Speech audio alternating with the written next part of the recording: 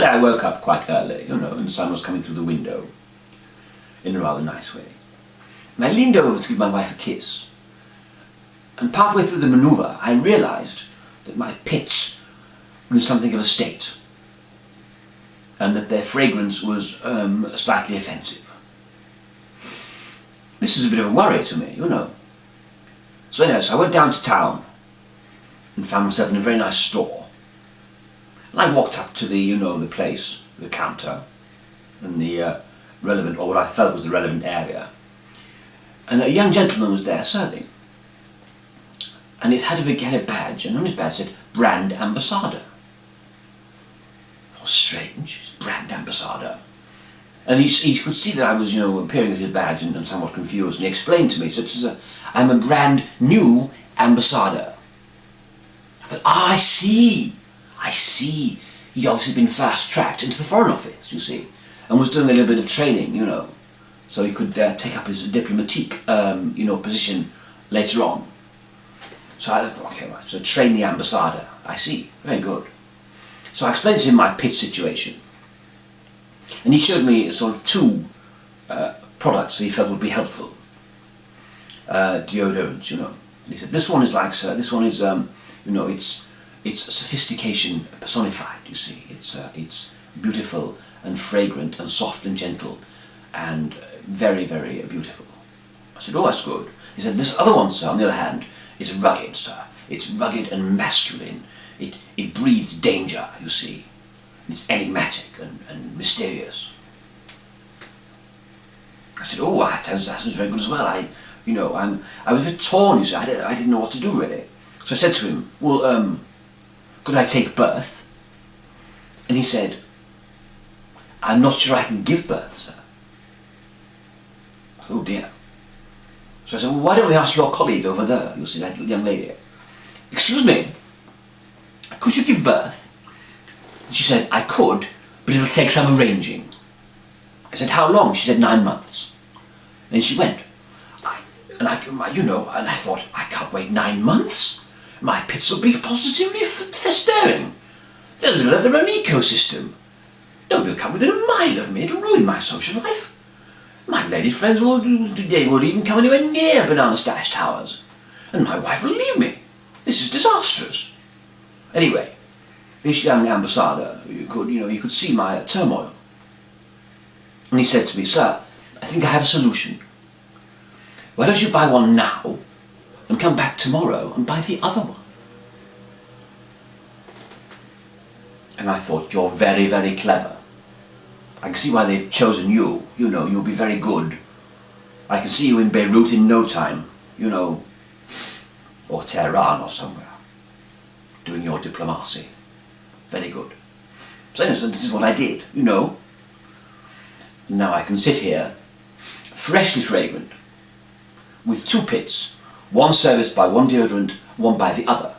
And so I have at the same time Audrey Hepburn and Steve McQueen.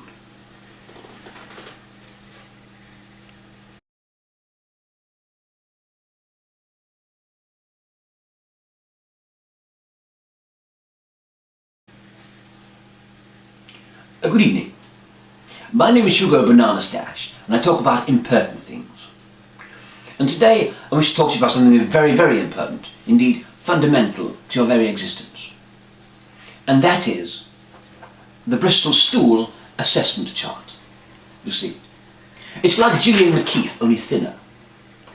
Gillian McKeith, if you would remember, was on television in a programme where she used to berate fat people, criticise their poos, and force-feed them with vegetables, you see. It was a modern entertainment equivalent of throwing Christians to the lions.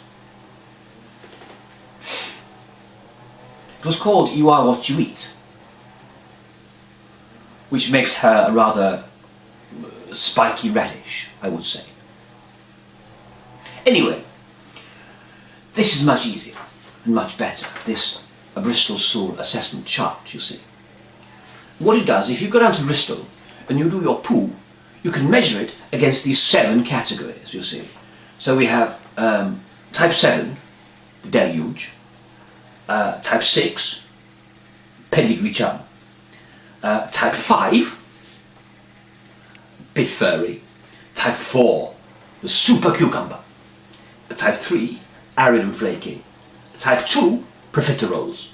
And type 1, Maltesers. And of course, type 0, not appearing on this assessment chart. If you've got type 0, you need some prunes. Excuse me. Anyway, this is a very good piece of paper. And I found this, and I thought, well, this is really marvellous. And I phoned my friend Bernard, and I asked him about it. I said, Bernard, this stool assessment chart is very, very good. But I have one question. Why do you need to go to Bristol to do your poo? And he said, it's like this, you see. In Bristol, there's very special levels of gravity, which means that the results are purer and therefore more accurate. I said, right, I see. So Bristol is special, has special gravity. I said, well, is that why all the people in Bristol look a bit sort of strange and slightly, you know, on the spectrum? He said, no, that's inbreeding. I said, I see, right. So anyway, so I thought, well, this is a good idea, I should do this. And I said to Bernard, you know, if I'm going to go down to Bristol, you know, to have a poo, could I do anything else while I'm there? He said, well, yes. You know, there's lots of things to do in Bristol. Bristol's very good, you know, it's a nice city. There's football and theatre and, you know, and rugby and sometimes cricket occasionally. And the SS Great Britain is very well worth seeing, you know. I said, oh, that's good. I shall do that maybe, yes. So I said, you know, SS Great Britain, you know, do they have a toilet? He said, yes, I should think so. So I thought, oh, marvellous. 2 birds with 1 stone. So I went down and, you know, it was fine. And I hit type 4 beautifully. And saw this steel ship, iron ship, SS Great Britain.